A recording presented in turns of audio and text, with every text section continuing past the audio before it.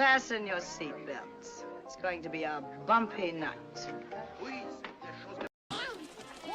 But tell me, Eddie, is that a rabbit in your pocket or you're just happy to see me?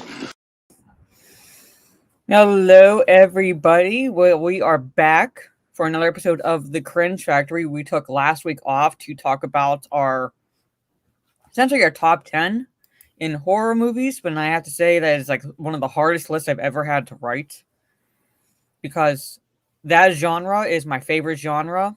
And every time I made the list, I was like remembering other movies that I enjoyed. And the people in the chat were reminding me of other movies. I'm like, well, shit. Yeah. I think you had one on there that as soon as you said it, I was like, shit, that would have been on my list. I'd forgotten about it. I can't even remember where I wrote it. I know I had, obviously we both had Halloween as our number one. Yeah. I had Exorcist. I know I had Fright Night. Night of the Living Dead. The Awakening. Train to Busan. Some found footage one. Wreck. Yeah. That was the found footage one I believe I had. That one where the quarantine, the American version was that was basically the westernized adaptation, which I think stunk. Well, VHS. It's not as bad as other ones I've seen, but close. Didn't you have VHS? VHS on there as well. It's like that's technically like found footage sort of situation. But what else? Have you seen As Above, So Below? No, I haven't seen that one yet. I saw The Descent, but I have not. I started watching it, but I don't know why I couldn't get into it. But I'll have to try watching it. There's movies I have not seen, even with my love of the horror genre, that I've not had a chance to watch yet. But for the most part, like I said, it's my favorite one. And like second, like very close second is fantasy sci-fi. So yeah, horror movies though fly a bit under the radar compared to the other genres now, unless it's a big one. Yeah, unless it's a big one, because like that's why I tried sticking with like, in terms of my top 10, kind of lesser knowns. Yeah, and you know what? With the horror genre, it more often than not, it's the straight to DVD ones that are the good ones. Yeah, I mean, as much of a reputation as like Blumhouse has for churning out like really cheap, crappy horror movies to basically make a profit, so they could actually make good ones. Like, the fact is that they do churn out good ones from time to time. So, and some of those are like I said, you said straight to DVD. So yeah, and sometimes with horror movies, it's probably the most difficult genre to do right, because one slip up and it's not scary, But I agree with you to an extent, but I think there are ways that they can do it right. I mean, it's not like exactly it's that difficult, but they rely too much on jump scares. Yeah. Nowadays. Sometimes though, even if they're bad, I can actually appreciate the idea behind them, even if the execution was bad, because there's a heck of a lot of good ideas that were just executed poorly. Yeah. That's the ones they should be remaking. Yeah. Those are the ones they should be remaking, not the cash grabs. Now, like I've said before on other streams, before I say hello to the chat, and again, allow you to actually properly introduce yourself. But yeah. Hollywood has been remaking their own movies for decades. It's not anything new in terms of like creativity in that regard.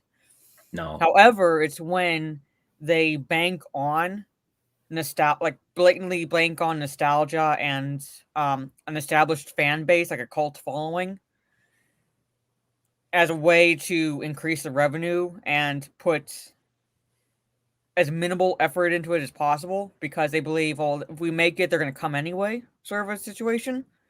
That's where I have an issue. Also, these days, they found a new way to justify yet another remake by just gender or race swapping the lead. Yeah, pretty much. So, and that's another issue I have, basically. It's still just a remake. It's not a remake. So, yeah, it's like but anyway, So it's recasting thing. reimagining, essentially, is what it would be, which is Yeah. like code for our socio-political take, or whatever you want to call it. But at any rate, again, welcome to everybody in the chat. So we had like that little discussion. So Stieg, give like, I guess, a proper introduction where people can find you, if you allow them to find you, all that fun stuff. It's more fun if they chase me, isn't it? Yeah, But, it is. no, I'm on Twitter.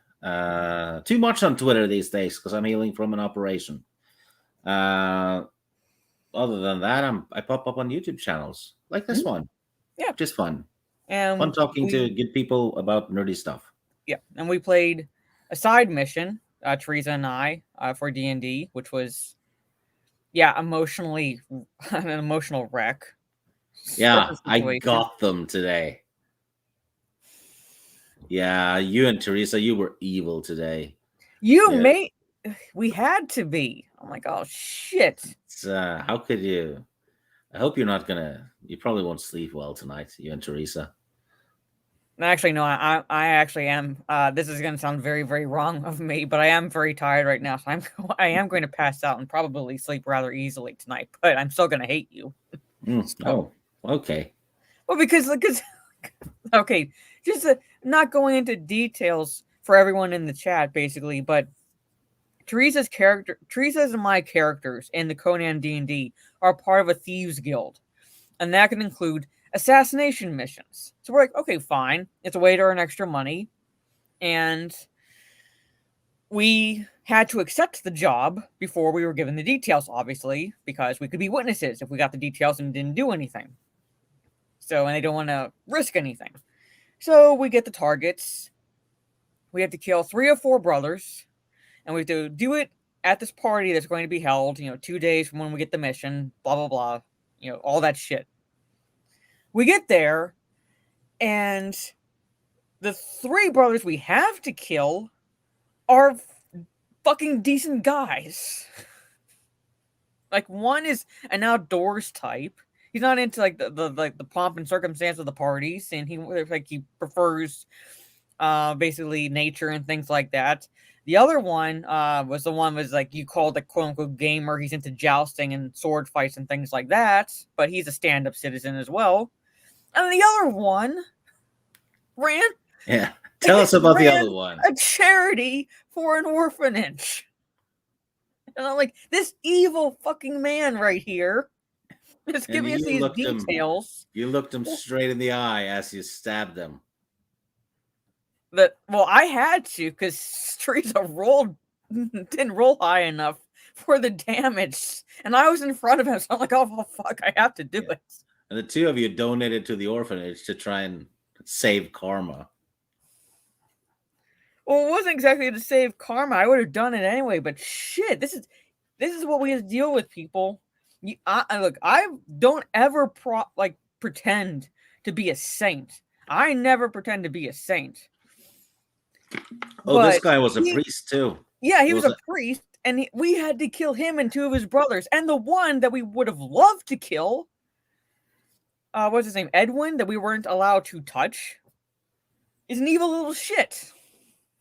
Yeah, and he's now the heir to the castle. Yes. So, yeah, Teresa and I both are not exactly happy with Stieg right now. Yeah, the characters went home and petted their cats.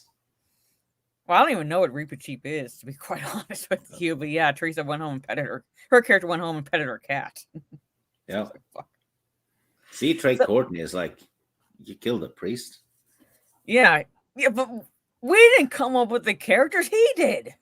And we had to, because if we went back and the mission wasn't done, it was our next. So it was like, well, shit, we can't exactly end the game now, can we? So this is what we deal with. This guy right here. I was pleased with myself. Yeah, like you would be. Yeah, I described what it was going to do with the orphanage. It was going to I'm homeless fucked up, animals. I'm not that fucked up. Homeless animals to the kids, and it's going to be so nice for them. Yeah. And then they stab the shit out of them. Yeah, winter clothes, things like that, and fucking hell. But anyway, yes. So that's what we did this afternoon, and then I had to finish a Shakespeare paper, which is part of the reason why I wasn't able to do a video today. But yeah, So let's say hello to the It chat, would and have then been we'll get ironic into. if it was Othello.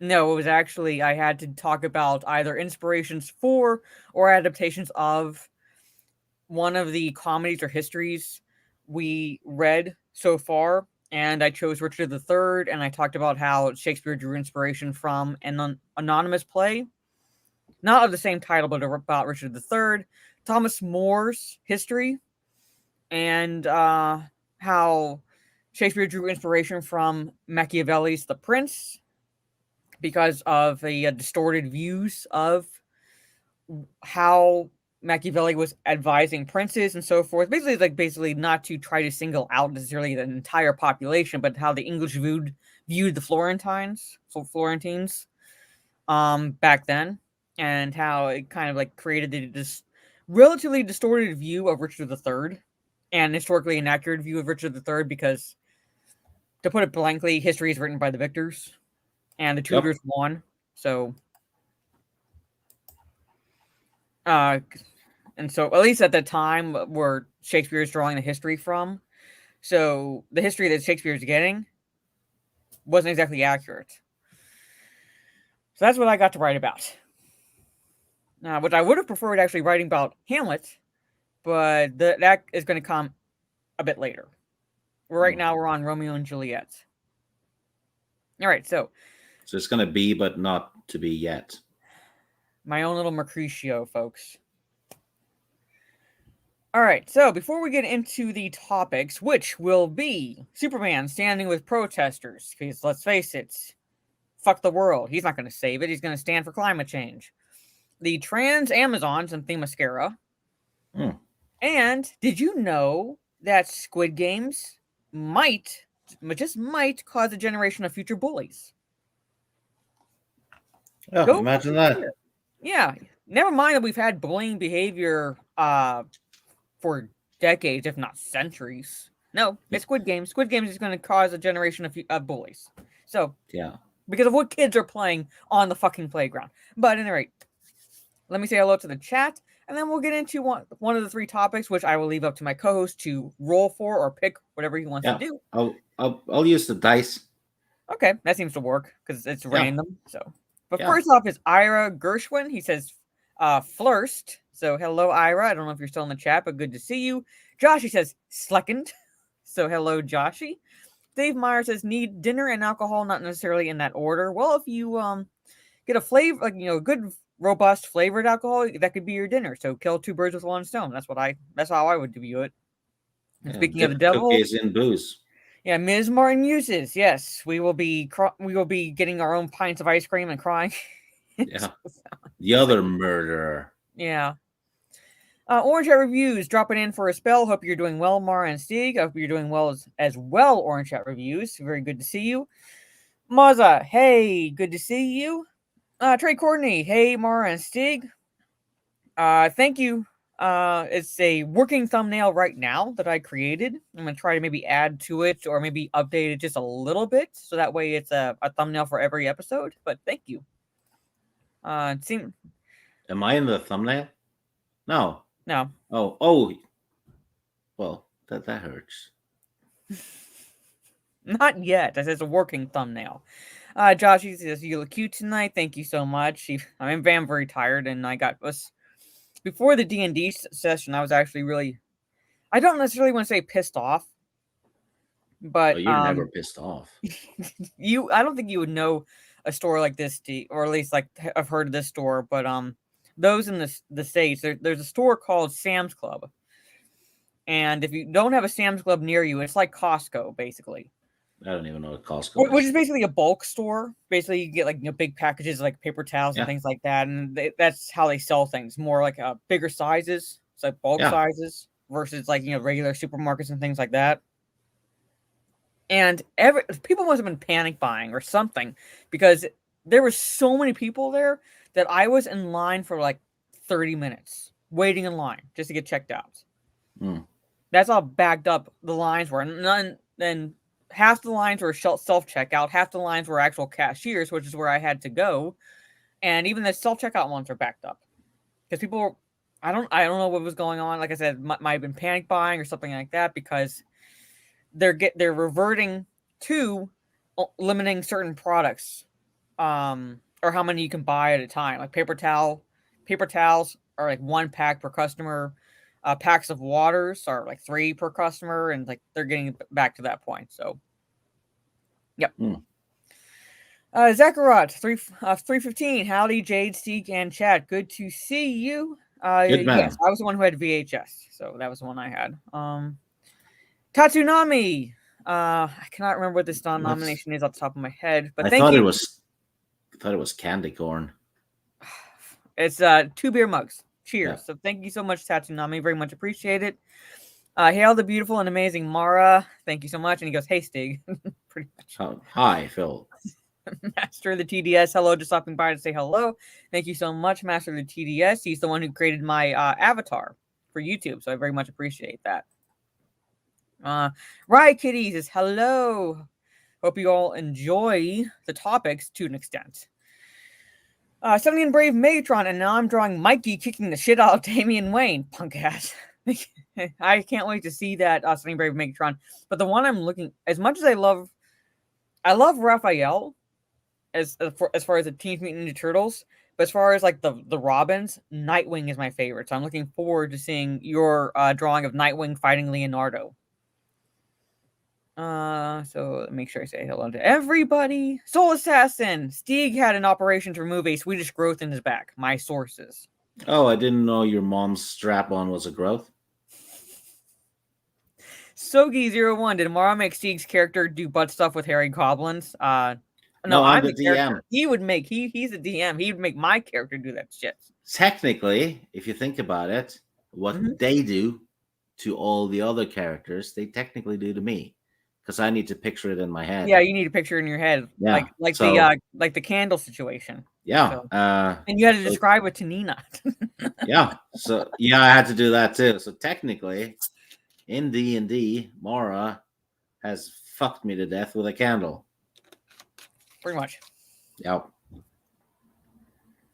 Okay. So yeah, they're the reactions to what we were talking about. But I show up every weekend. Charity, anyway. Totally evil. Yeah. I show up for loyalty. Cowman Play says, doing charity for an orphanage sounds sus to me. He had to go. Yes, pretty much. Liquid Blake, Mara is usually trying to create life in D&D. Well, he had me pick a sexy picture because I'm gonna get fans because of my class. Yeah, Temptress class. We're playing Conan though, not regular D&D. So no goblins. Conan D&D. So basically, I get, for one of a better way of putting it, an army of simps. Yep, she gets simps afterward. Conan though, it is a better system than D&D. Actually, it's more open for more fun. You'll like this. See, a priest walks into a bar followed by Mara and Teresa. Well, it kind of was almost that situation, except we were falling into his room.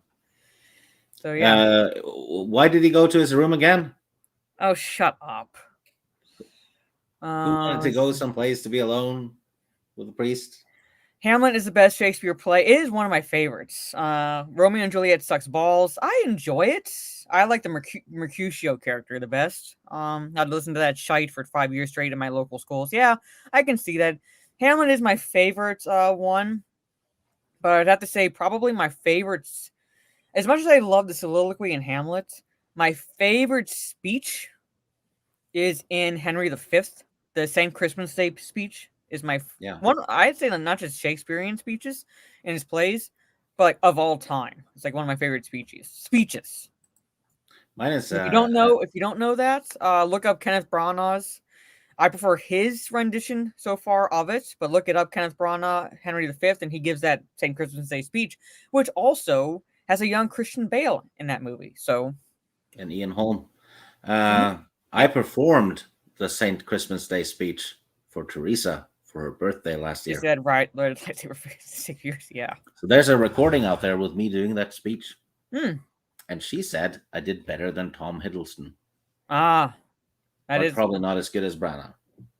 Well, like I think Branagh's like right up there. Branagh was actually the what my brother looked to, because one of my little brothers was It wasn't part of the drama club, but he did like plays in high school and things like that. And he had an opportunity to be part of a competition, like a drama competition, and he chose to recite the St. Christmas Day speech from Henry V, and he took how Kenneth Branagh did it, and that's what like was his inspiration. So It's you have to make a choice with it. Either you're talking to the whole army, or you're talking to your closest lieutenants. yeah. So if you're talking to the closest lieutenants, you should tone it down a little. If you're talking to the army, it's more like a Braveheart speech, isn't it? Kind of. It can't, yeah, like, but I like I said, how he delivered it. He's not really delivering it to the whole army, but the way he delivers the lines, it's less pomp and circumstance, like how Laurence Olivier did it, and more like, like basically inspiring them. Yeah. No, he's basically boosting their egos. Yeah. In that regard, and I respect Laurence Olivier as an actor. I'm not sure how other people feel about him, but I think his performances in Shakespeare's adaptations are kind of overrated, in my opinion, because I think he's a bit histrionic in his Isn't delivery. St. Crispin's Day today? What? St. Crispin's Day, isn't that today? I have to look it up. So let me finish saying hello to the chat to make sure I don't miss anybody. Shane Nolan with the candle and no reach around. Well, I wouldn't give this person a reach around when I did it, so. Yeah. Gentlemen on YouTube will hold their manhoods I don't think cheap. you'd want that visual, Joshy. Gentlemen on YouTube will hold their manhoods cheap, whilst any speaks that streamed with Mara and myself on St. Crispin's Day. Sunny Brave Matron, I had to change Nightwing's leg position because it looked like he was kicking Leo in the junk. I would have actually loved to see that. Bobby Campbell, 9 Days Till Halloween. Yes, I think I love Christmas, but Halloween just edges it in terms of my favorites. Shane Nolan says I love Henry the Fourth parts 1 and 2, which we also had to read. Henry the part 1 at least. So I did enjoy that. Michael Quaid, hola heathens, good to see you. And gentlemen abed in England will think themselves accursed. It'd be accursed and hold their manhood cheap that they were not here with us. Yes. Whilst any speaks that fought with us upon St. Crispin's Day. Yes. Let's see. Much Ado About Nothing is cool too. I enjoyed, and I know there is race swapping in it, and you had to really suspend disbelief in terms of believing that Denzel Washington and Keanu Reeves are brothers. Yeah. But I enjoyed the Branagh version.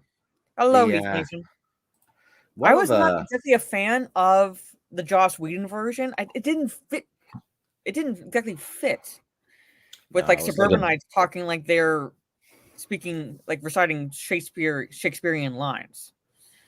Yeah, it didn't work. If there's if there's any Shakespeare character I can identify with a little bit, it's actually Benedict from Much Ado About Nothing. Yeah, I could see that. For I am a little bit stubborn sometimes. A little bit? A smidgen. But what I was going to say is we watched snippets of Joss Whedon's version, and the only way it's ever really worked, I think so, from the early 90s. All I know is that Joss Whedon did it. And yeah, Whedon is from 2000 something. It was basically a Buffy reunion. Yeah, because it had not Buffy, so it was more like Angel reunion. Yeah, because actually, an actor and actress were on the Angel spinoff series. And yes, Leguizamo speaking Shakespeare was cringe, but the only reason that it worked in terms of the Baz Luhrmann's Romeo and Juliet is because it was kind of written as if it were an alternate reality in a way. Yeah. So you could fairly easily suspend disbelief and accept that they are speaking in Shakespearean dialect, even though they're wearing more modern garb. Versus you have these wealthy suburbanites reciting the lines from Much Ado About Nothing and talking about war, and then the warriors are rolling up in these limousines and walking up in suits. I'm like, what war? You know what? If you The Tempest and A Midsummer Night's Dream, they count as fantasy. Yeah, they do. Because you have what's You his have name? Puck? witches and an elf. Yeah, Puck and things like that, and yeah. So So it would count. technically, it makes Shakespeare one of the first fantasy fiction writers, doesn't it? Mhm. Yeah. Because I had to look up like when exactly they were written, but let me look up hold The on. 1600s. Saint Crispin's Day. I know it's in October, I think. 25th of October. Yeah. So not quite, but close. Because it is, hold on. It is the 22nd, so 3 days will be St. Crispin's Day. Or the Feast of St. Crispin as it also is called. I'm gonna record the St. Crispin's Day speech and email it to Teresa on the 25th. Well, there you go. Anyway, Maybe I'll okay. email it to a bunch of people. People think I'm crazy. Well, they already think you're crazy. Now they're just getting a St. Crispin's Day speech. Yeah. But all right, so with the roll of the die, which are we talking about first? The DC Comics, the bisexual Superman, Jonathan Kent standing with protesters for climate change. The trans Themyscirian Amazons, or how Squid Games, according to a UK psychologist, will create a generation of bullies. Well, it's the trans. Oh, okay. So we will talk about the CBR article about the Wonder Woman, the new Wonder Woman issue featuring Nubia. That's going to get overshadowed because there are trans Amazons in it. And the name though, Mm-hmm. she's black. Nubian. I mean, not very creative. No. In terms of the name, no, not very creative. Because wasn't Nefertiti Nubian? Yes. So it's essentially taking that and just saying, oh, let's just take off the last N and call her Nubia. Yep. But here it is, folks. Nubia writer confirms trans Amazons are part of Wonder Woman's culture.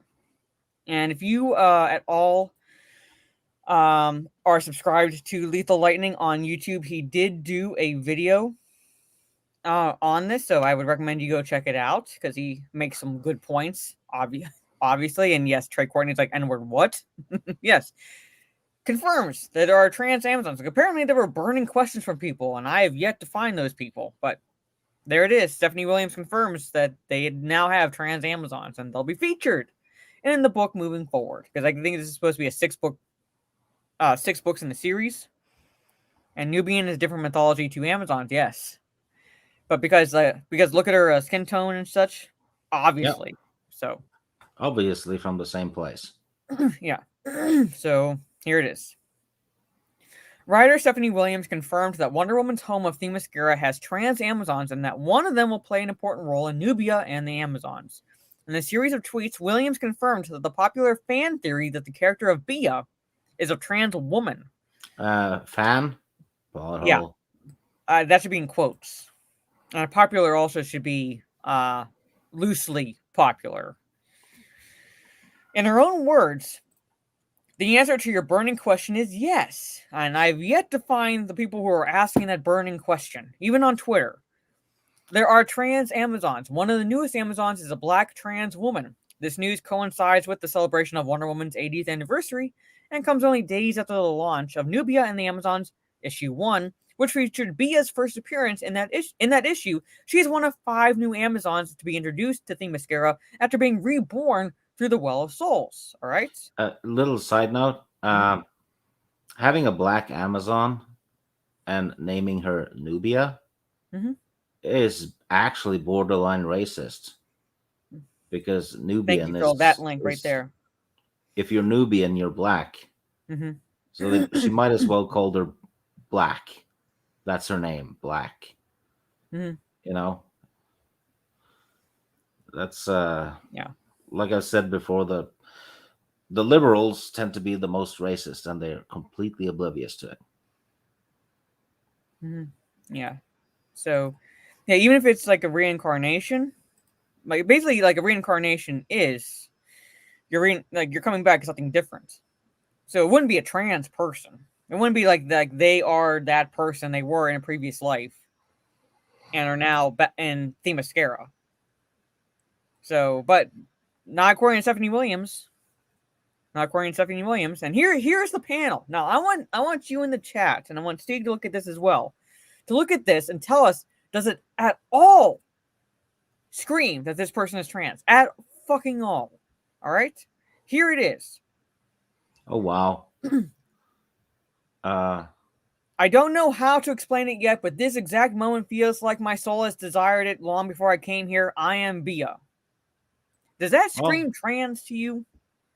Doesn't look. Forget doesn't look what like she an looks Amazon though. Yeah, but forget what she looks like. Just like what she's saying. What anybody reading that, sane person reading that, would go, that's obviously her talking about how she was trans in a previous life. Yeah, no. No. No, but someone took their fucking headcanon. And my guess is that now, first off, it could be one of two possibilities. One, that Stephanie Williams was actually telling the truth, in which case that this was a plan from the get-go to introduce trans Amazons in Themyscira, in which case it's stupid. But then on the other flip side to that, she never had that plan and decided to go like that situation where it's like, oh yeah, that was the plan all along. I meant to do that sort of shit. In which case it's still stupid. Because she's pandering to the headcanon. You know what it looks like? What? Actually, I'm going to type it in the private chat because I'm not sure if I can get away with saying this. She's a dude in Themyscira. Yes. Got it. Pretty much. Yes. Because, okay. Hello, gaming or what? Good to see you.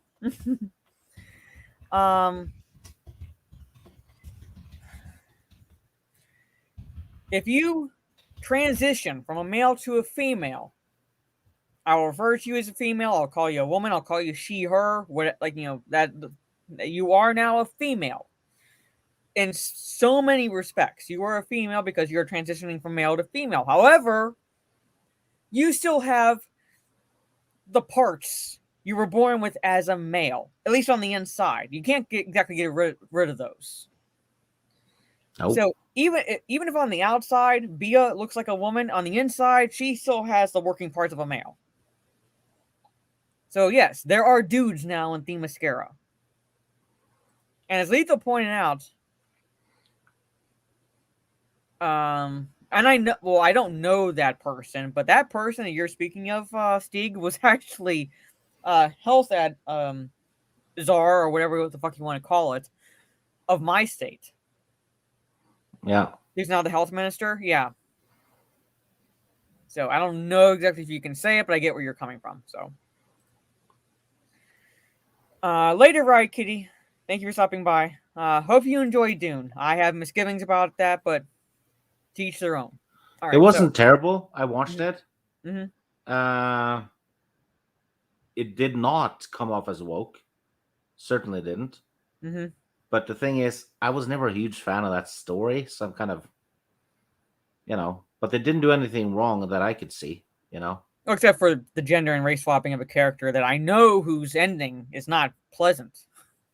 Yeah, that person's ending wasn't pleasant, but I think they might have changed it a bit and made it. There's no way. Well, I mean, there's no way to really change it. At least, like that character has to die because if you keep that character alive, it alters stories going forward. Yeah, there was a black female character died in the desert. Well, that if it was a doctor, then that was the same way that the actual character dies in the book. Well, it involved a worm. Yeah, in a way, yeah, because it's on Arrakis, so that's where he's left to die. Yeah.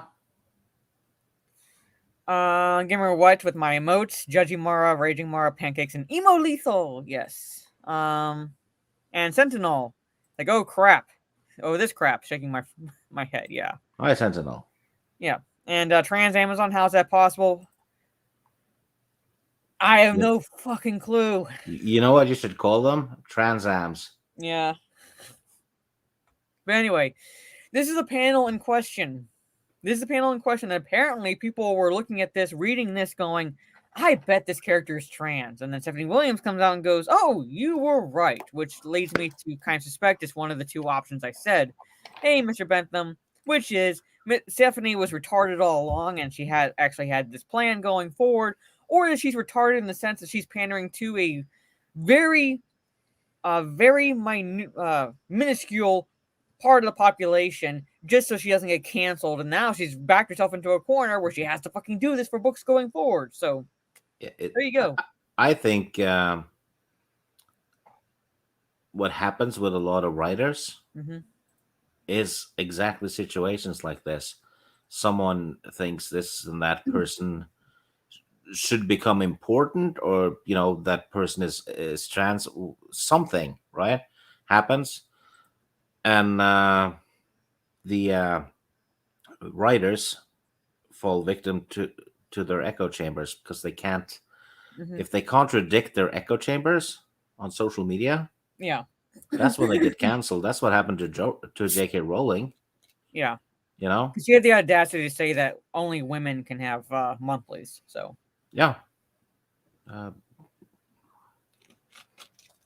to be fair, some men behave like they have their monthlies too. Well, I mean, behaving is one thing, but actually having it is like biologically impossible for males to do because they don't have the necessary parts to do it. Yeah. So, but here it is. I guess this person says, if you've read Nubia and the Amazons, the answer is to your okay. This is a tweet. I don't know why they repeated it. If you read it, so yeah, you're one of 5 people. Yeah, if you're one of the 5 people who read it. As much as it is important for the Nubia and the Amazons miniseries to reintroduce Nubia and establish her definitive role in the DCU, it's also important to make clear that Themyscira is a place for all women, biological women. Yeah. I'm sorry, they still have the working parts of dudes inside them. Yeah. And if that person ended up on Themyscira, again, the whole point of Themyscira is that it's literally segregated from the world of men. Yeah. Did they end up there as part of a hate crime? As Lethal asked. They leave themselves open for that. Well, by doing this, all they have to do now is have a bunch of guys show up and say, "Oh no, we identify as women." I really don't. I kind of want to highlight your comment, Zogi, but I'm like, no, I don't want to read that out loud. Okay, so Williams, who is herself a queer black woman, there is the self-insert. Yep. It's a self-insert, people. There it is. Self-insert.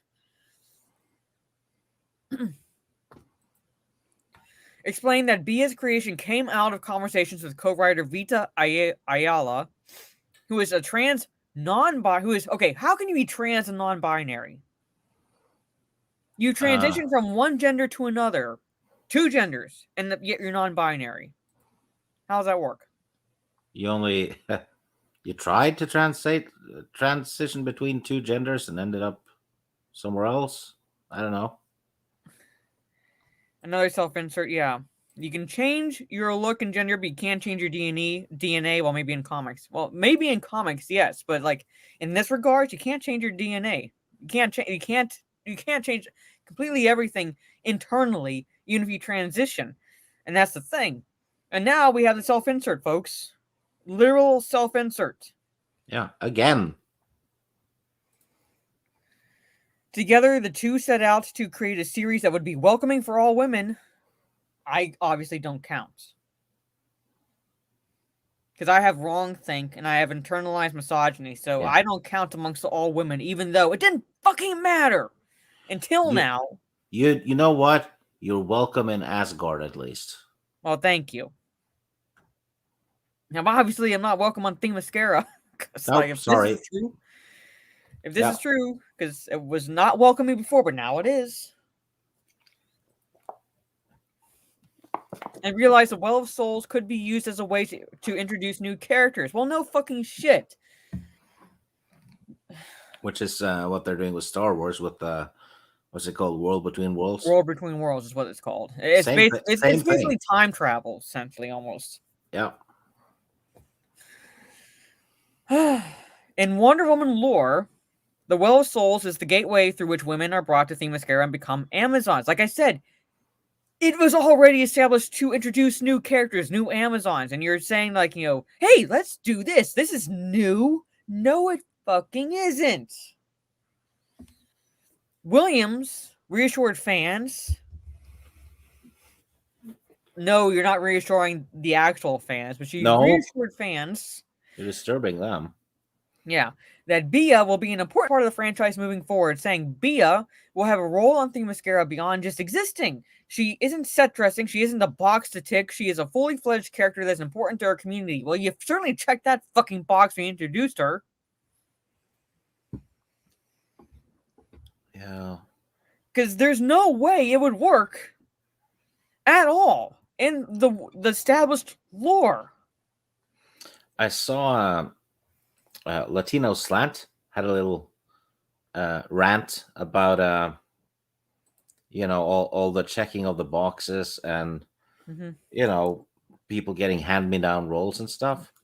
And he said that minorities and sexual minorities, what have you, stop being a check mark. Yeah. And that's spot on, isn't it? Don't accept that shit. You know? I mean, is Bia the best name they can come up with? Apparently it is. I'm sure that name means something too. I mean, I'd have to look it up. Yeah, but something. Okay, Nubia and the Amazons is written by Williams and Ayala and drawn by Aletha Martinez with inks from Mark Morales and colors by Emilio Lopez. The book explores and expands upon the legacy of Wonder Woman by examining Nubia's tumultuous origin as Diana's long-lost sister. Really? Okay.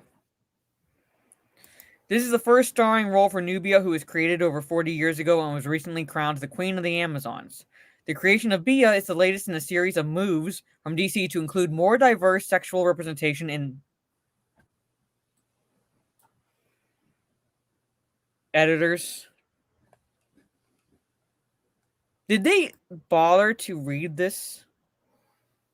You see what it says there? Yeah. Hey, Doug. That's show it to Lethal. It needs to be a term. Tit stories. Yeah. Seriously, that's a term. That's our D&D game. Yeah. I'm gonna label it that. That's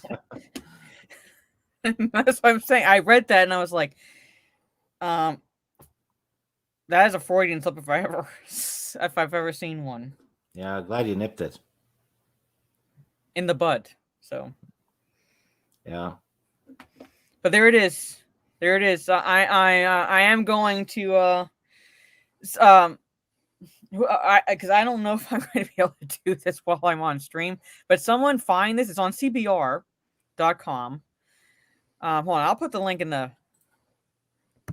So I'm not doing this necessarily while I'm on stream, but here's the link. Anybody who's on Twitter, post that and see if you can screen cap that part. And maybe tag Lethal Lightning or someone on like people on Twitter. Yeah, tag Lethal and Stephanie or something.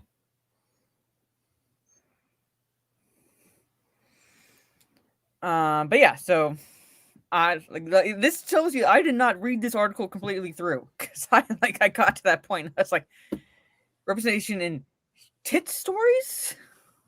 Yep. Okay. Hey, Disparu. Oh, apparently they've already corrected it. Well, not on this one. So here, I will screen cap and I will do it myself. And I'll say, it's like I got it before they updated it. So I got it. So you can see it on screen. I have it. So I will take a screen cap of that. Hold on. Well, let me do this right now. You'll hear my computer, the sound it makes whenever I do a screen capture. I'm gonna crop it so you don't see every tab I have open.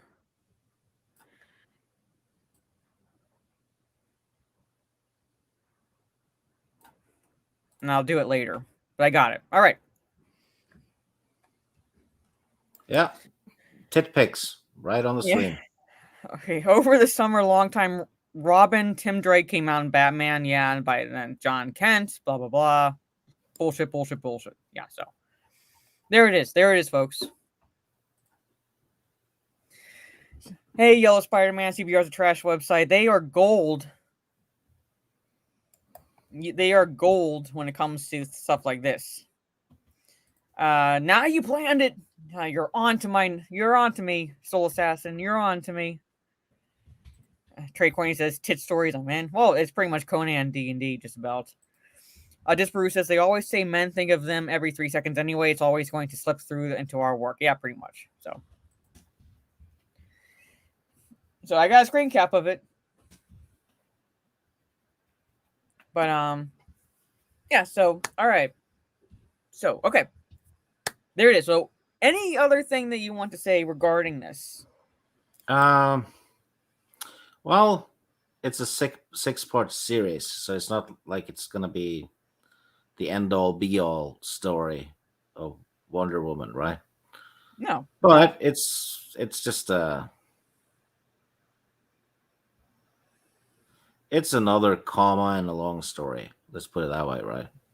Yeah. A long, predictable story.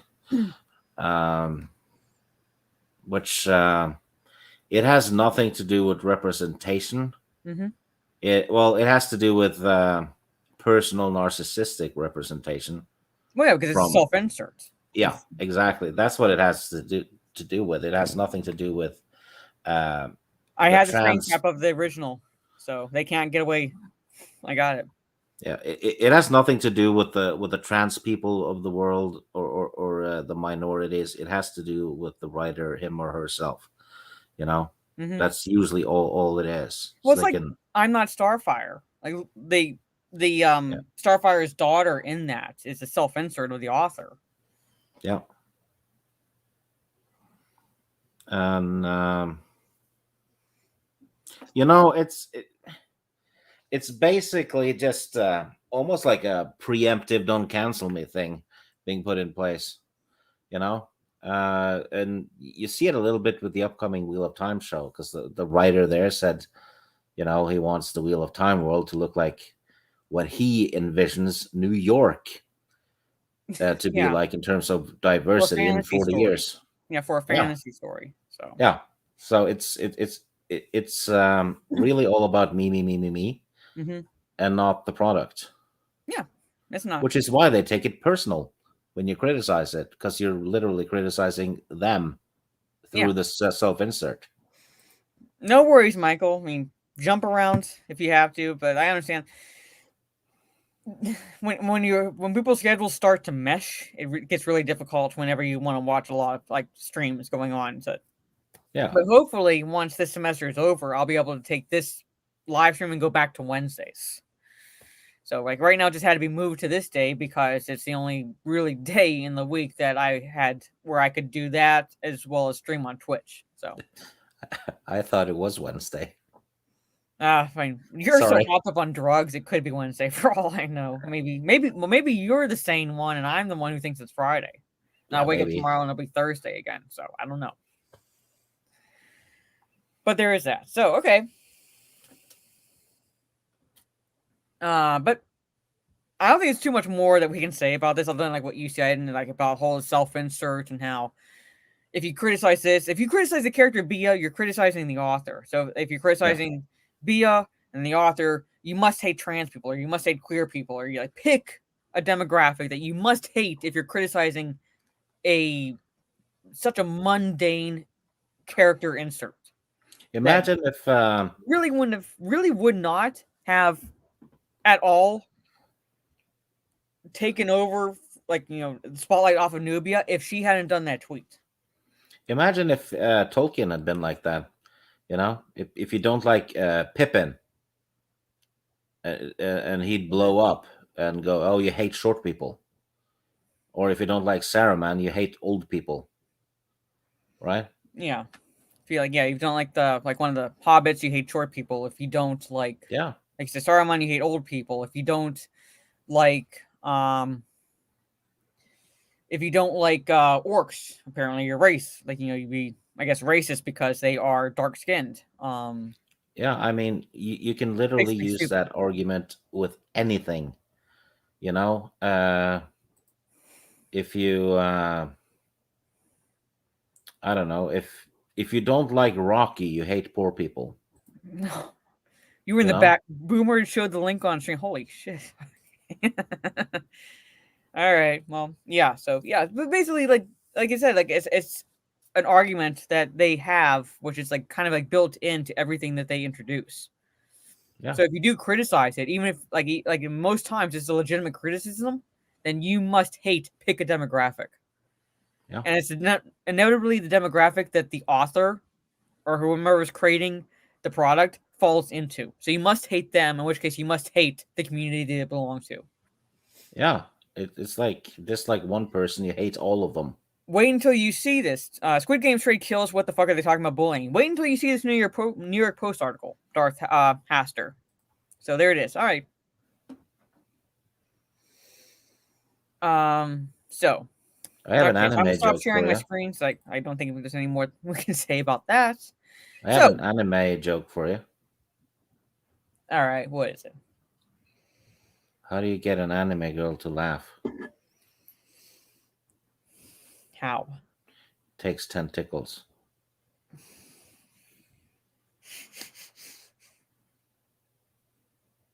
All right. I'll give you that one.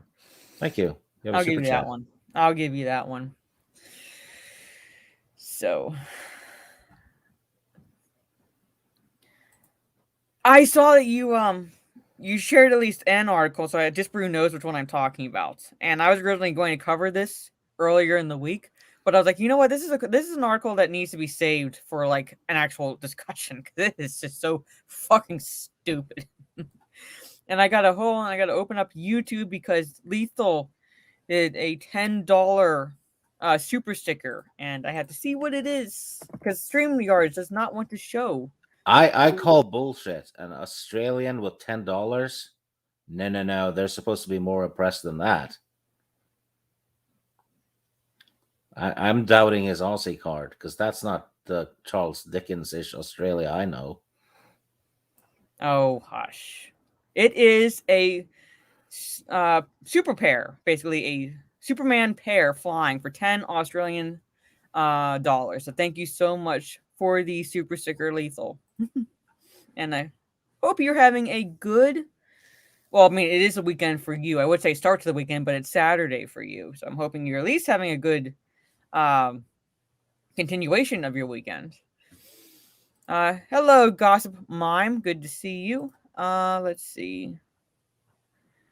Yeah, so you'll see. Sorry. Well, let's see. Let's see. Which article do we do next? Okay, Superman is 1 to 3. The other one is 4 to 6. Okay. 3. All right, so Superman. Okay, we'll talk about Superman. We'll save Squid Games for last, obviously. So, Saving the tentacles for last. shut up. Hey, Corey, good to see you. But like I said, like I read this article and I was like, as someone who was on the receiving end of bullying when I was younger, this is not fucking bullying. I was like, what the hell are you talking about? I'm reading this thing, but it's no offense to Disbrew, but I did like stop and think like, well, it is the UK, so. But there's that. So let me open up the Bounty in the Comics article talking about Superman and how, close that, he is standing with his new boyfriend on the right, and there's looks like the new Aquaman on the left for climate justice. There is no planet B? Really? Yeah, and he's Superman, as you pointed out. He has the ability to correct this. Yeah, he can fix this in a couple of weeks. Yeah. So I'm like, Yeah. do they know the characters they are writing? Nope. Do they? No. Obviously they don't. I bet you Superman's boyfriend is a self-insert. Oh, she has a website. Oh, that's perfect. Yeah, the whole picture is so cringe. Darth Aster is a tentacles. Someone say tentacles? Yes. Tentacles. Sogi says Cthulhu is our real Lord and Savior. Hail Cthulhu. Indeed. That reminds me, I should read Lovecraft this October. Oh yeah, I love H.P. Lovecraft. It's like I have a actually. bizarre, like scary, but also like very bizarre. So it's like you're just intrigued. I'll send you a link for the one I have. I have a leather bound one. Hardly costs anything. Oh, It had all of it in it. oh, that'd be cool. Because I guess Yeah. really not necessarily hard to find, but the fact that you said you have like everything in it, like all its works. Yeah, I think it was all of it. Yeah. And I got an almost identical one with all the Conan stories by Robert E. Howard. Lovecraft and Howard were friends. They corresponded. So pretty cool. There's actually a little bit of crossover. Hinted at. That would be cool. Yeah. $5 super chat from Cowman Plays. Thank you. I like how there's a Kraken destroying stuff, and Superman is just like, "Don't worry, the sign for climate change will stop it." Yes. Yep. Yeah, don't worry. Don't worry. I stand for truth, justice, and no, I stand for truth and climate justice. Forget the American way. So there you go. But let's go into this, shall we? So what they're saying is that fixing the climate is not the American way. Yeah, because it's climate justice and everybody suffers, which so basically means it's climate justice. It's a basically a globalist mentality. So, fun fact though, when we grew up, climate change was caused by the sun, right? That was what we learned in school. And up until recently, anyway. And at this moment, Mars is experiencing the same climate changes that Earth experiences. Yeah, it's happening on Mars too. Because it's from the sun. From the sun, which Superman derives basically his powers from. And he could probably fix that as well. If he wanted to. Which means he should be experiencing inner climate change, which probably is what changes sexuality. Probably. Man, yeah. But let's go in. So the newly outed bisexual son of Superman that's inherited the cape and title, but not the motto, is taking on a new cause in an upcoming issue. I'll say newly outed. It basically means it's just like, hey, let's take an established character that most people pretty much know, and let's make him gay. Yeah, super gay. In Superman, Son of Kal-El, issue 7, Jonathan Kent takes on the pressing apocalyptic issue to some of climate change, even though anybody who's read anything about basically the history of the Earth knows that the climate changes. You notice, and for those who are old enough to have watched how these environmentalists and pundits and so forth have issued dire warnings for global warming. Notice how it changed from global warming to climate change, because then they could say, so if the climate changes at fucking all, they could say, look, we're right. And the rest of us are going, yeah, but there were many ice ages not that long ago. The climate fucking changes. Remember the hole in the ozone layer? Yeah. What happened to that? That just went away too. Yeah. The whole, watch how much hairspray you use, because, that goes into the atmosphere, which goes into the ozone and creates a hole in the ozone. And then we come to find out that Cal's flatulence is far worse because of the methane. Back in the day with the ozone layer and the spray cans and all that, I had a chick in class that was obsessed with it. So I used to make her freak out by Mhm. taking out my deodorant from a gym bag, aiming it at the sky, and just holding in the button. And she would literally freak out. Yeah. Yeah. Trey says I remember the goalpost moving. Yeah, moving the goalposts. Oh yeah, Used to be global warming. Used to be like protect the ozone. Now it's climate change because like anything can change. Because now if anything changes the climate, they're right. yeah, because it's non-binary now. It's fluid. Just Bruce says I leave my lights on when I go to sleep because I think the UK could do with a couple more degrees. There you go. Hey, you're thinking of your country. That makes you patriotic. So there you go. All right. So when writer Tom Taylor made this plan in an announcement on Twitter, accompanied by some art from the issue that couldn't make it any clearer or less blatant. Our Superman joins other heroes on the cover of Superman Son of Kal-El issue 7. Wrote Taylor out in January from DC Comics. Guess what I'm not buying? Art by John Tim's Art. Climate Strike, Fridays for Future, and School Strike for Climate. Isn't that the guy who keeps blocking people? As far as probably he hasn't. I don't think he's blocked me yet. No, he hasn't blocked me either. But I saw a lot of people. Yeah, he was. I commented on something and people would go, "Oh, I'm blocked. I'm blocked. Yeah, don't even know who this is." And I chances checked. are it was like one of those chain blocks. Yeah. So Usually, if I get blocked by people I don't know, it's because of you. yeah. So you should actually be not to brag, but you should probably be thankful because you don't want to see the shit that I saw. Yes, I am grateful. I'm like, thank you. Mara got rid of another soy boy for me. Metalong, hey Mara, I stayed stopping by to say hi, give a like as I go to stream. Yes, myself and I have a great night. Take care and be safe. I assume he'll be streaming on Twitch, and he goes by that name as well, Metalong. He, I believe, correct me if I'm wrong if you're still in the chat, Metalong, but you stream World of Warcraft, so you do your campaigns or whatever they're called. I'm sorry, I never got into the World of Warcraft, so. That's what I believe he's streaming, and it's over on Twitch under that same name, Metalong. All right, so let me go back to it. I hate these ads. Okay, whatever. I don't care about that.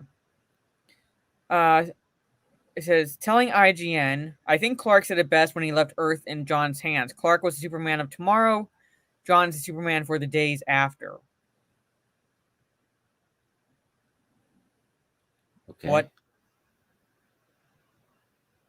Okay, so basically, John's Superman for the day after tomorrow. Yeah. Which is also a tomorrow. When tomorrow becomes today. So how does that work? I don't know. I don't know. I feel like Spock. It's not logical. I like Christopher Reeve. Yeah. That's Michael Tinnen for $15. Thank you. DC is dead to me. Yeah, well, it's pretty much a corpse just about right now. That's why manga and anime are kicking its ass, and this is a big reason. Yeah, and you know what? I can't stand manga at all. I don't like it, but it's kicking everything else's ass. It's just the way it is. I'd be the first to admit it. It's surpassing everything else. Oh, I mean, DC really only cracked the top 20 recently, and that was because it was a collaboration of Batman and Fortnite. Yeah, they needed Fortnite to help themselves sell comics. That's bottom level. Oh, it has a recording. Shit. All right. That might be something that like Steph and I might cover this weekend. But yeah, I'm waiting for like more to come out on that. You know what though? Mm-hmm. The shooting accident happened when they were doing another take of a scene, right? And they had done several of them. How the hell do you make that mistakes after 20 takes? Yeah, I have weird. No idea. I will be right back because my dog's crying to be let out of the room. So I guess okay. Chat. I'll talk to the chat. Darth Hasher says, "Oh my God, tentacles are hard to type with." Don't type with your cock, Hester. Sage 1001 says Lamau. Stunning and Brave Megatron. They needed Fortnite campers' help. Yes, they did. That's pretty bad, isn't it? Yellow Spider-Man says they were only in 7th place. Trey Courtney says this feels like Brandon Lee all over again. Yeah. We don't know enough. Don't know enough, but it's still a freak enough occurrence that even Brandon Lee's family is taking notice. So, yeah, I think it's a combination of several fuck ups. One of them being Baldwin's. Yeah, so I mean, more will come out. I mean, this just broke, so I'm waiting to see what happens. But my sister, my family and I were talking. My sister said that like basically we all can't stand Alec Baldwin, but at the same time, it's like we kind of, I mean, it is a fuck up, but we kind of feel bad that this whole situation happened. We feel horrible for the family of the cinematographer. Yeah. So you know what? I think for myself included, it's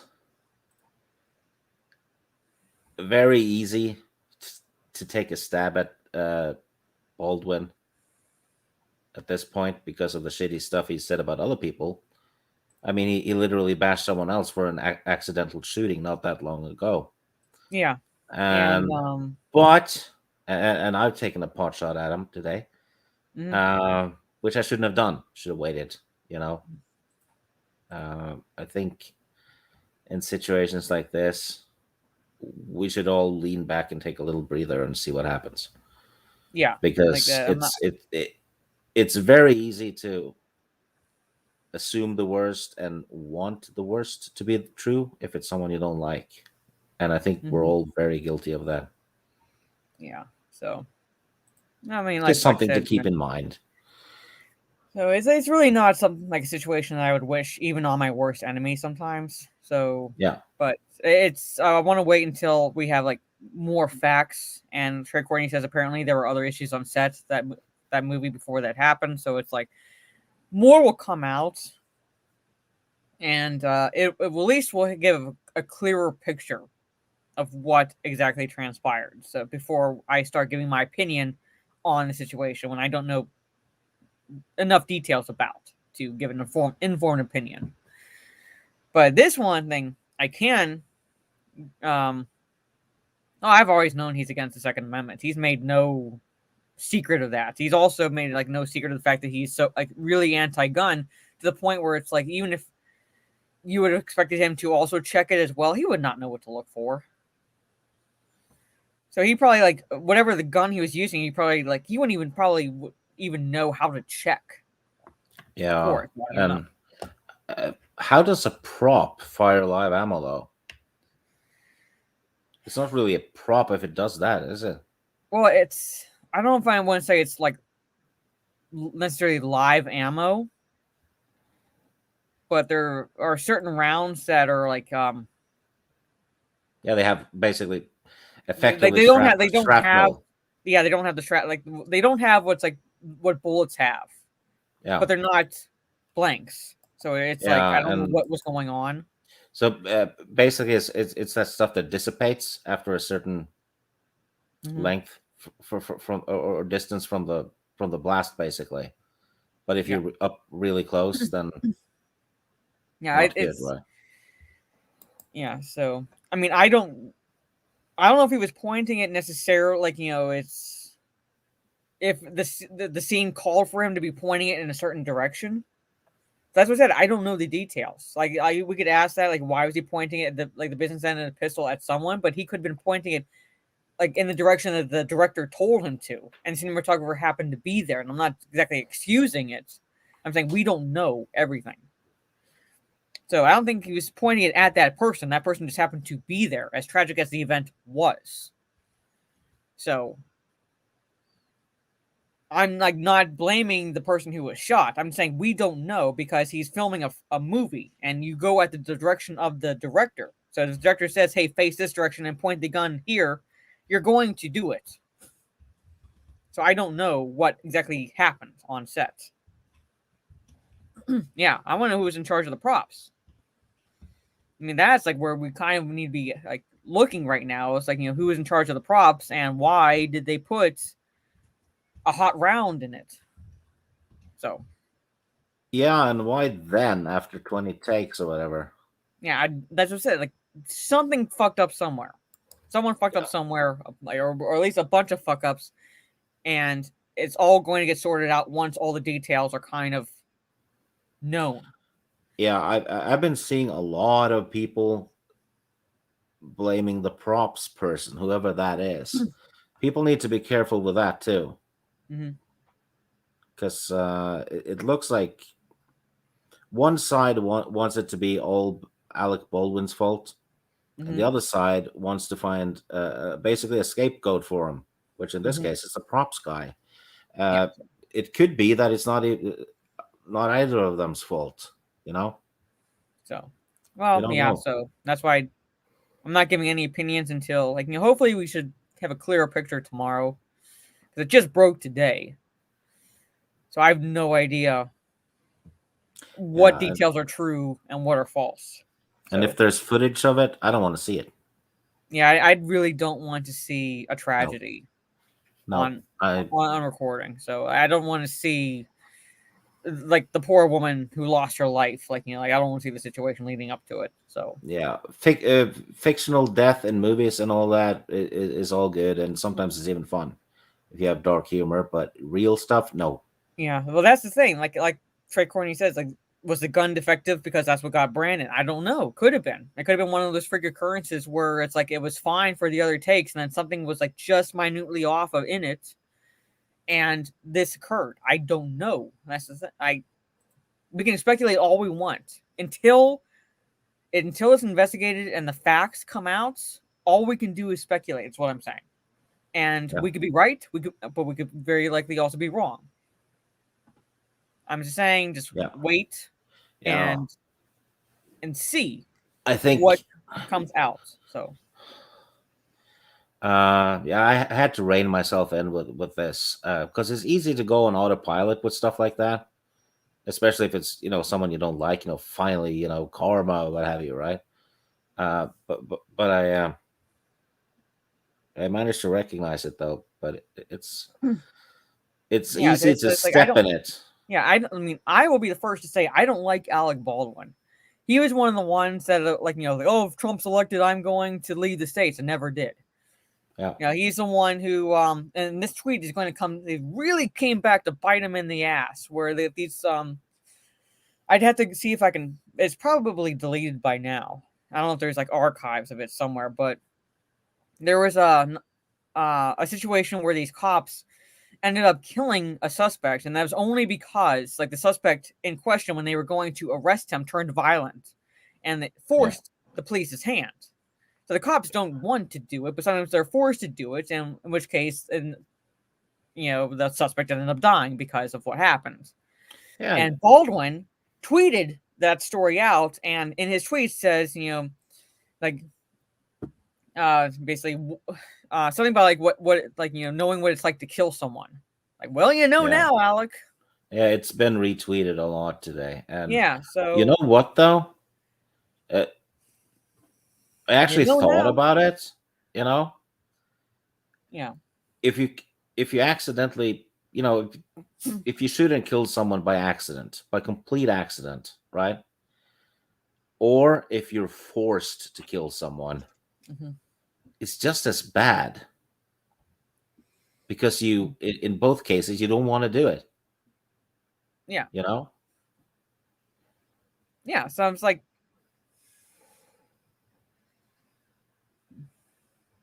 so there it is. So that's all I'm going to say about this for now. Talk nerdy to us. A shameless plug. The stream I do with Minority Home every Saturday at 10 p.m. Unless anything changes, will be on her channel tomorrow. So maybe we'll be talking about it more. Maybe more will come out and we'll have an actual discussion about this situation. But like all I'm going to say now is I'm not going to really give a definitive opinion. I can only speculate. And then once all the facts go out, even if Jack Prosabiak has a lot of info on it, I want to wait and see, like, okay, this is what happened. Yeah, be careful with that guy too, even though he's saying a lot of stuff you want to hear. Mm-hmm. Because even if he's spot on, you can't say he's impartial, right? Yeah, so I'm saying, Yeah, I'm not saying you shouldn't listen to him. yeah, I'm so saying just, that both sides tend to be very impartial. mm-hmm. You So know, there. So we can get back to the actual topics of discussion. That's all. That's what I'm going to leave it at that. So I'm going or to leave it at rather, that. not be impartial. Basically, My bad. Alec Baldwin is an ass. He's a dick. He's a dick in He's an a ass. hypocrite. I don't like him, but I'm not going to necessarily judge the situation or him in this regard until I know the whole entirety of the situation. And if it is his fault, I will be one of the first to say it. Like, it was his fault. Right now, as far as we know, it was an accident. And that's all I'm going to leave it as that. So going back to bisexual Superman standing for climate justice. Which is definitely not an accident. No, he continued. The question for John and for our creative team, and I have to laugh at that use of the word creative, is what should the new Superman fight for today? How about just fucking justice? Fight against Or criminals. fight supervillains that want to take over Yeah. the world. Stick with that. You know? So there it is. There it is.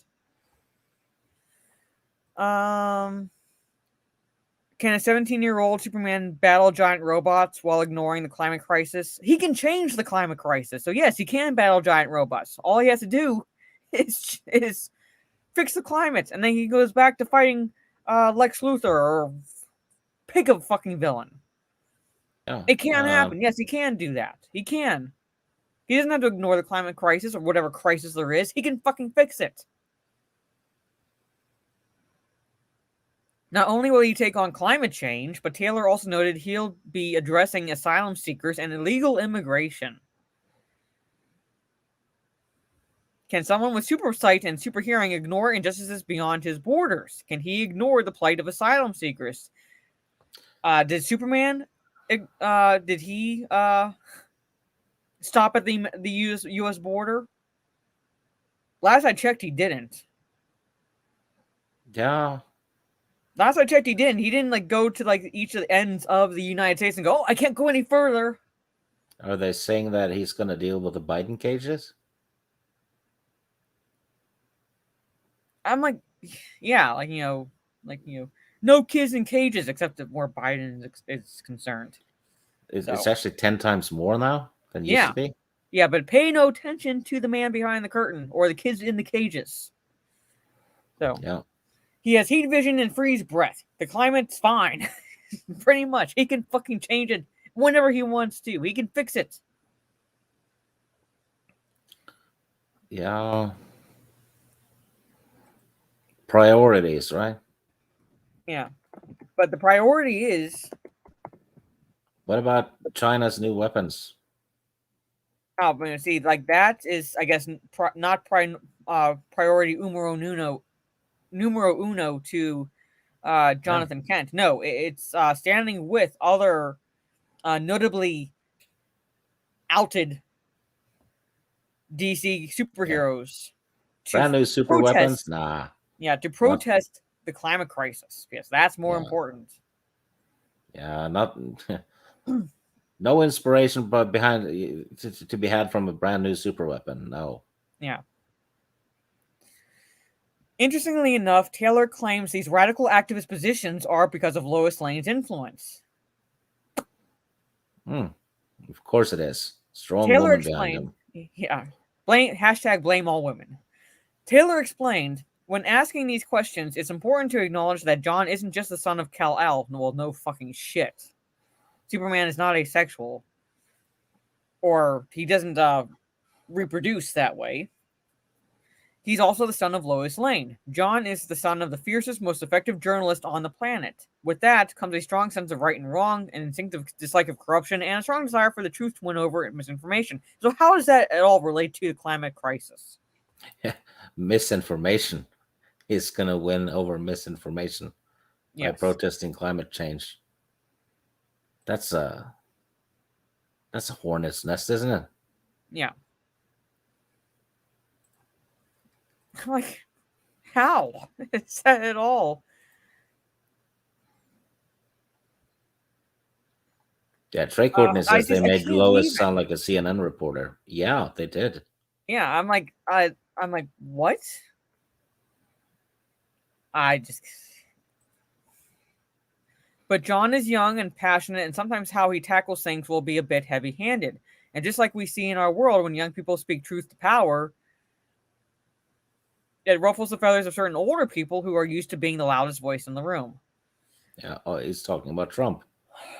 Yeah. God. Basically, this is basically the funeral pyre for DC. While Taylor claims this new Superman has a, quote, strong desire for the truth to win over misinformation, it appears that's not actually the case given this image of Kent protesting for climate justice is clearly full of activists spreading plenty of misinformation. Mm-hmm. Udon entertainment director of publishing Matt Moylan is skeptical of the idea metahumans and super scientists couldn't solve climate change in the DC universe. He also took notice of a sign in the corner saying there's no planet B and pointed out the fallacy there with within the DC universe because we have what is called, say it with me, children, multiverse. Oh, here's a thought though. You have a bunch of superheroes that have pretty much unlimited resources, Mm-hmm. and most of them are probably geniuses, right? They can't fix the climate change crisis. Batman, his But superpower is his intellect. yeah, but they expect everyone else who isn't Yeah. a billionaire genius to do it.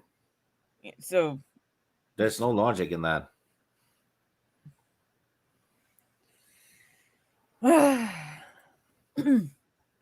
or if there's a climate problem in the DC universe, just fix it, Moylan tweeted. It's a universe filled with characters with weather powers, yes, matter manipulation powers, super scientists. He added, P.S. There's no planet B while literally walking next to an alien. Haha, there are so many planet Bs. Yes. Martian Manhunter. Yes. And plus we have That the multiverse. So it's like, what? Mars is the closest planet. It is a planet B. Yeah, Martian Manhunter, who is just as powerful, if not more powerful, than Superman here. Oh, and he's an illegal immigrant too. Yes, he is. And who knows if he's vaccinated?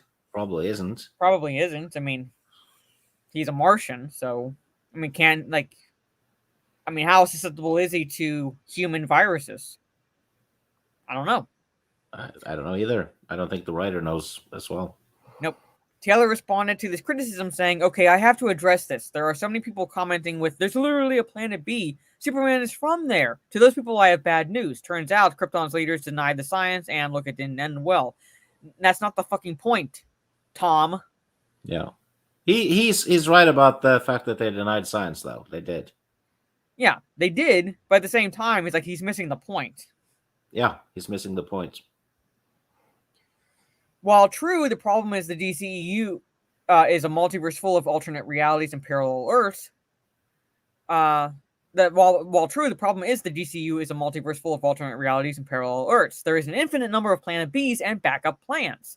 A few universes may even still have a Krypton intact, so the doom and gloom about the climate in a DC comic doesn't make much sense.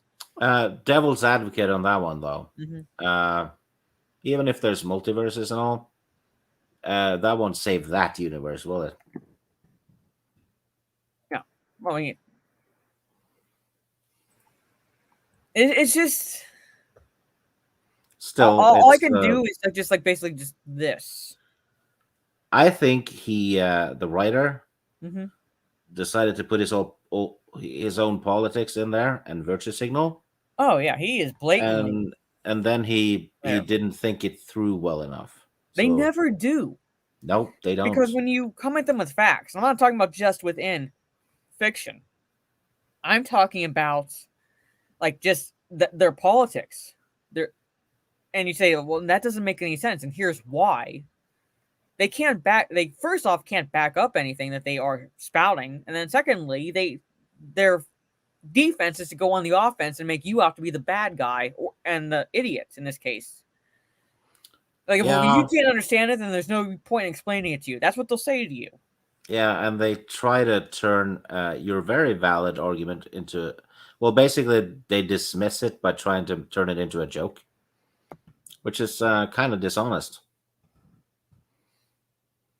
Yeah.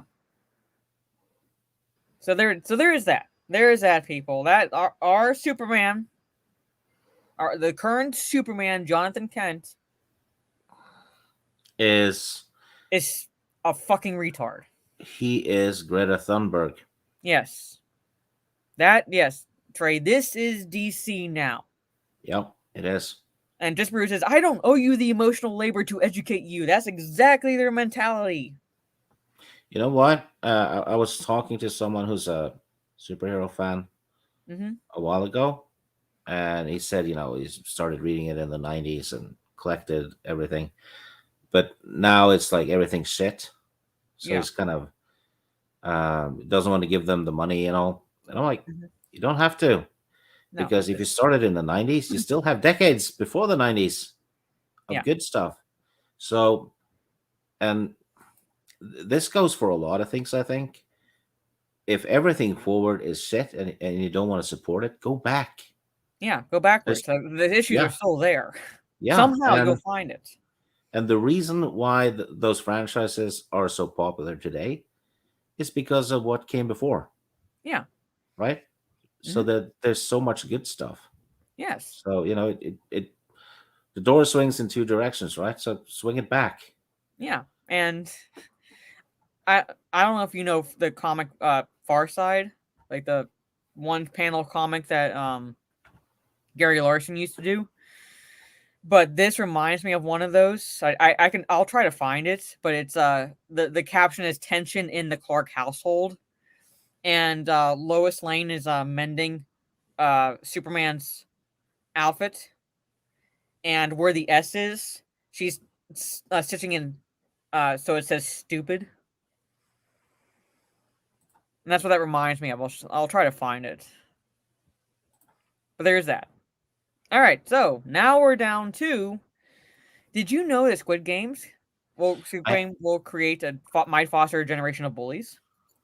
I haven't seen the Squid Game, so I'm.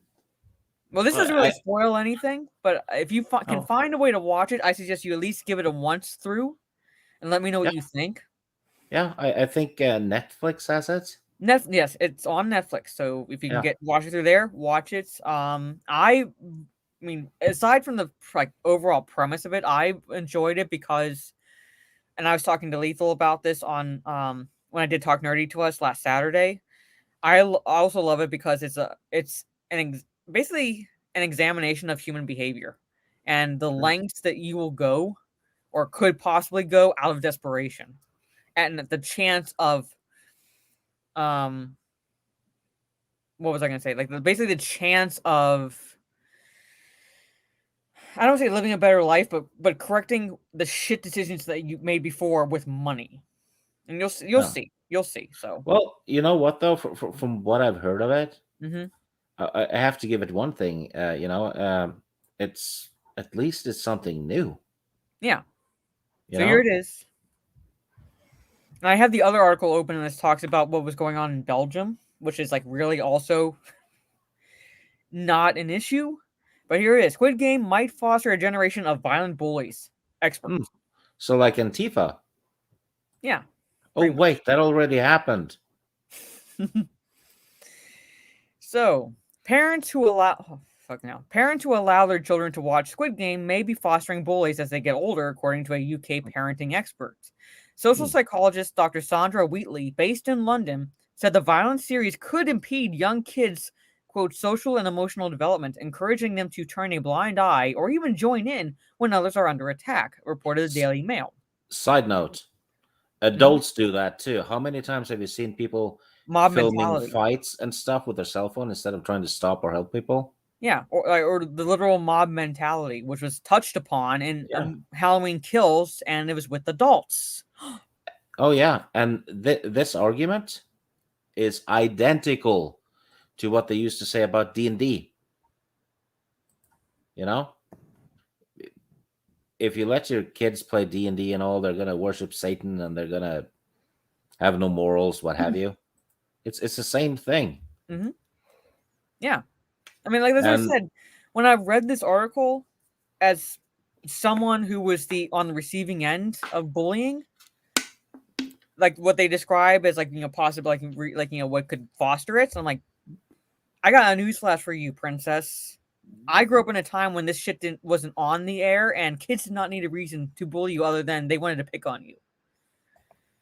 Pretty much, yeah, if you were the nerd or I guess the teacher's pet, if they saw you as that, even if you weren't, you were picked on. They did not take basically, a fucking show to do that.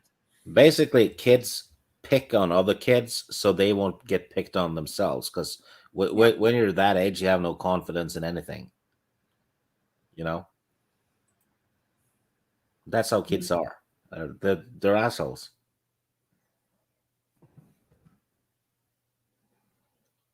Yeah, basically, yeah, like you said, kids are assholes, and they're going to do it regardless of Yeah, whatever influence is there. yeah. So,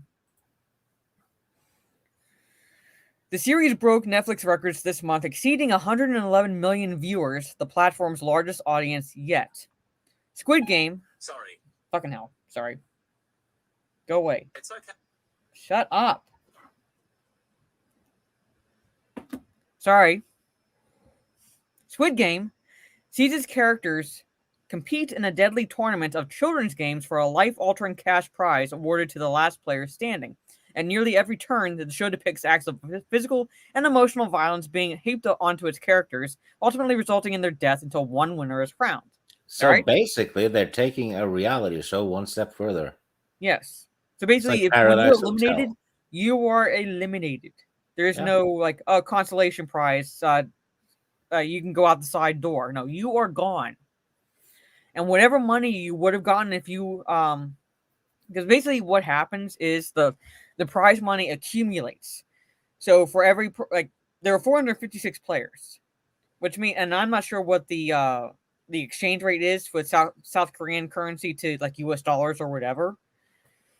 But they would get like was it like 100 million won or something like that, Oh, or something like it's like an obscene amount of money per player. So the last yeah. one standing got everyone's money essentially. I think South Korea is the third biggest economy. Something like that. It's pretty damn big. Which is why the world is afraid of North Korea, right? What they might do. Yeah. But all right, so that's the gist of the show. However, our youngest generation may not understand the show's context. It may make them question, why is nobody helping them? Clearly, there's a message there that we really don't want our kids to take on board. Well, leave it to the parents. Say, Yeah. hey, little Billy, I'm going to let you watch this show, but hey, here's the reason why these people aren't helping this person. Yeah. The little Billy will understand. They may not understand every detail, but he will understand the gist. Yeah, and by watching it, the kid will most likely understand that this is wrong. Okay, here's the total prize, which I would take. So, that might well shake the foundations of what they're being taught at school, which is that we care and we help each other. Not like that's not what the show's about. Her statement comes after a primary school in Belgium earlier this month warned parents about Squid Game after finding students reenact dangerous games on the playground as depicted on the show. Well, we must remain vigilant, blah, blah, blah. How to handle bullying in public. Okay, so to the person who, to the parents who call those who let their kids watch this scummy, to let their kids watch the violent shows, they would pale if they knew what my parents let me watch when I was a kid. And they would also pale if they knew the shit I watched behind my parents' backs. Likewise. I'm like, sorry, fuck you, move on. But I'm gonna like quit. So basically, that's the gist of that article, basically. And here's what the Belgian kids were doing. Let me share it real fast. I'm not gonna go into the entire article. I'm just gonna go into what they were doing, and that is, what was that? All right, so they were playing the red light, green light game now, and this is like the first game you see, Stig, when you watch this. So this is not exactly spoiling anything, but the red light, red light, green light, right? Where a kid says green light, you move, and then say red light, you have to stop moving, or else you're eliminated if you move, right? That's the gist of the game. Yeah, I don't remember playing that. Well, I mean, that's the gist of the game. But in the Squid Game, if you move, you're shot. Like, you were killed, basically. And so what these kids were doing, so in Belgium, kiddie schoolyard version, the loser gets punched instead of executed. So the only thing that I would say to that is it would be a safety thing more than anything. Because if they're getting, like, punched in the face, I'd be like, okay, put a stop right there, just because even the best fighter, even if you know how to throw a punch, you risk really damaging someone, causing brain damage or whatever. So if they're hitting each other in the face, that's where I would stop it out of a safety issue. But if they're getting punched in the shoulder and the arm, let them walk it off. That's like it's like tag. You like, I'm sorry. You go after the slower kids, and when I say slower, before you start to try to cancel me, when your fifis are hurt, when I say slower, I mean in terms of speed. You targeted the slower kids. Yeah. And we were fine. These kids will be fine. Hey, Tim F., we will be wrapping up shortly, so I hope you enjoy the replay. So that's what they were doing. So basically, if they were caught moving, they got punched. Most likely in the arm or the shoulder. It's just the face. As soon as As soon as they're the done next watching trend the show, happens, it's going to they'll go forget away. this. Yeah, as soon as the next trendy show happens or music or whatever, they'll forget this. The same crap happened with Jackass. I remember seeing kids, jumping off, roofs and shit into bushes. Yeah, that's what they even brought up. Punish students for participating in Jackass pastimes, and they're going to do it. Yeah, and I know a bunch of the kids that did that. They're adults now. They haven't never done anything wrong. They're stand-up citizens. Even though in 2001 they jumped off a roof into a bush. Yeah. So I'm sorry, kids are going to do it. Yeah, all those kids are millionaires now. Yeah. Yeah, they'll be back to eating Tide Pods in a month. Yeah. Says, yeah, they will be back to whatever is the next trend. Well, there's only one student left, so. Well, I mean, that student will be back to eating Tide Pods. But the point is, all they have to do to fix this is to have the teachers call a meeting with the parents, explain the situation, tell the parents to talk to the kids, and if they see it happen in the school again, the kid gets expelled. If they want to do that, or maybe have, I guess, the teachers monitor it. Yeah. And say, like, okay, like, no, that's too. Don't punch that high. No, just give them in the arm. I'm sorry. It builds fucking character. I'm sorry. In a way, it does. Yeah. In a way, it does. And like I said, I was bullied from about like late in elementary school to like a little early in middle school. So I was on the receiving end of actual bullying behavior. This is not bullying. This is hey, I moved, so I got a nice bruise on my arm because I fucked up. Yeah. This is so next time we play it, I won't move. That's what these kids are learning. That's what these kids are taking from this. Is, hey, I should not move. This is just a stupid game. Exactly. And Traces, they'll be back to shitty Fortnite. Yep. Kids test boundaries. Yes, they do. And kids are going to test them however they are. And that right now they're doing it this way. And they should be thankful that they are just resorting to punching each other in the arm. It could be worse. It could be so worse, but that's all they're doing.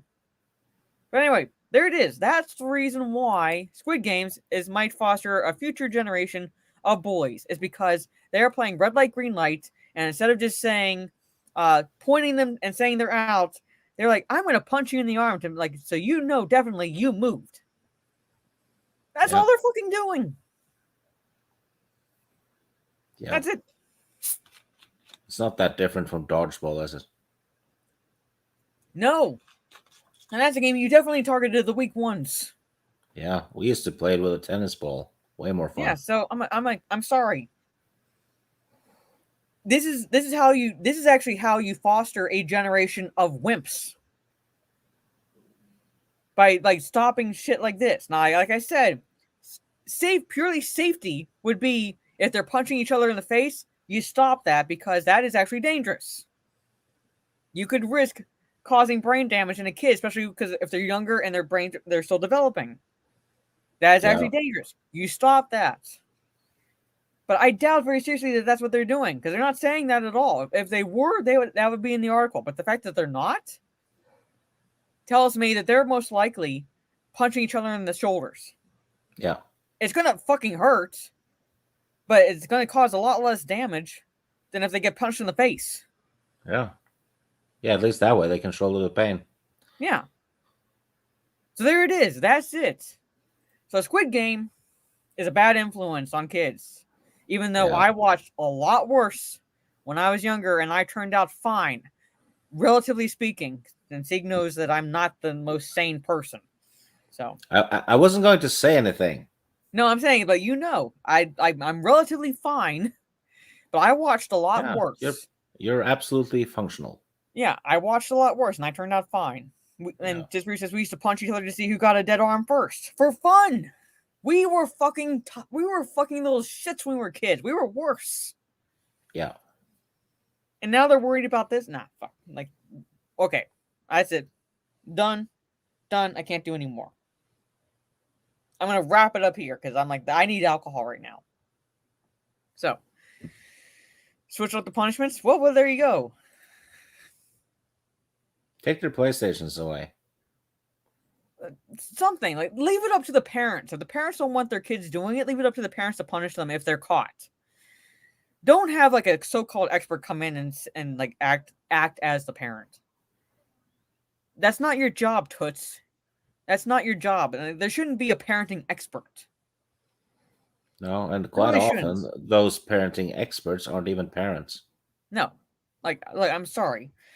I know parenting doesn't exactly come with it doesn't come with a manual. So I'm sorry, it's not going to be perfect your first time. Just to give you, like, I'm oldest of 4, and whenever I would drop my pacifier, my parents would like boil it, stick a new one, like in my mouth if I were crying, things like that. But by the time it got to my brother, and he dropped his pacifier on the floor, they basically picked it up, dusted it off, and stuck it back in his mouth. You learn as the more kids you have. You learn on your own what works, what doesn't work. You don't need a fucking expert unless an expert is coming in to stop the parent actually being an abusive parent or whatever. That's another situation. But no, we don't need experts. Let the parents learn. They will figure it out themselves. Yeah. So there it is. That's my little rant on the situation. You said nothing wrong. So, but I'm going to wrap it up here. So I want to again thank you to everyone in the chat. Thank you for everyone who was commenting as part of the discussions we were having on the topics. Thank you to everyone who sent super stickers or super chats. Very much appreciated. You didn't have to do that, but it's, again, like I said, very much appreciated. And I want to thank my co-host Steve again for joining me for another episode of the Cringe Factory. Oh, always fun to be on and talk about fucked up things.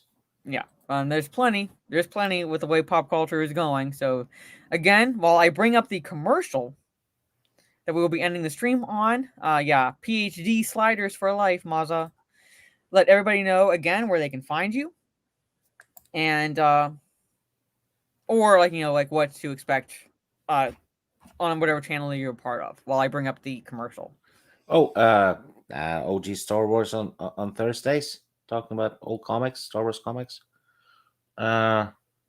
Some Saturdays, I guess 2 or 3 Saturdays a month, I'm on with Miss Martin Muses for the Lord of the Rings talk. We talk about the books.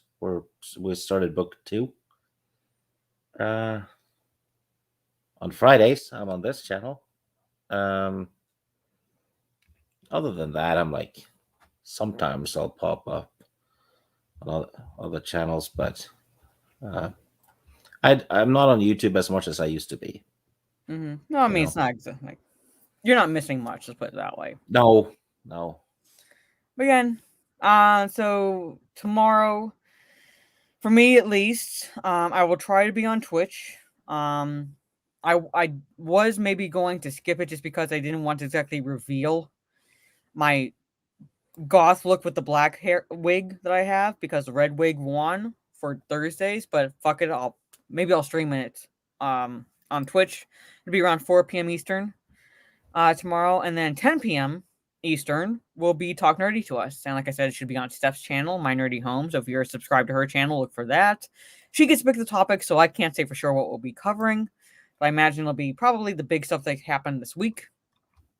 And that's where you can find me tomorrow. And then Sunday, the only thing I know definitely for sure is the Fate Stay Night Unlimited Blade Works discussion that will be happening at 7 p.m.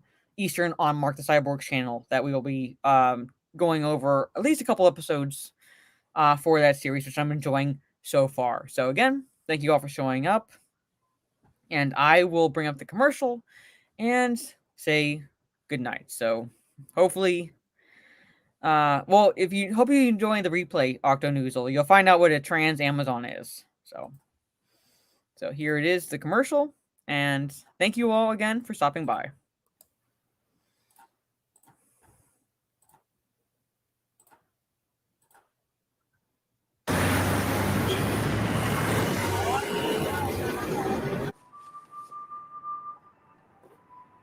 Lữ Thương Tiểu Khổ Lữ Thương Tiểu Khổ ว่าถอยเลยเหม่งมึงเหล่าสิว่าเลือดจำอย่าปากว่าเลือดจะเห่าแซ่เลือดแถวอ่ะว่าถอยเลือดเหม่งเกี้ยวว่าละมวยห่อนะอังหม้อหรือปล่อยจุดแม่ขอเที่ยวโมกไปก่อนห่อนะว่าเจ้าเซ็งแซ่ชาจับปวด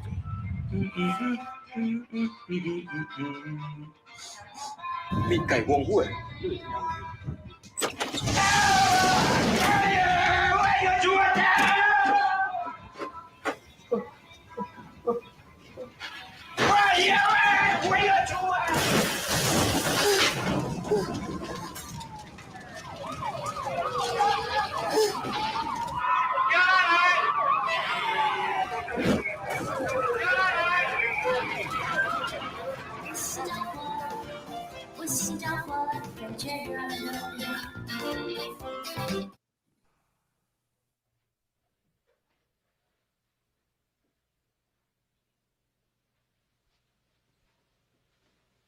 You're still here? It's over. Go home.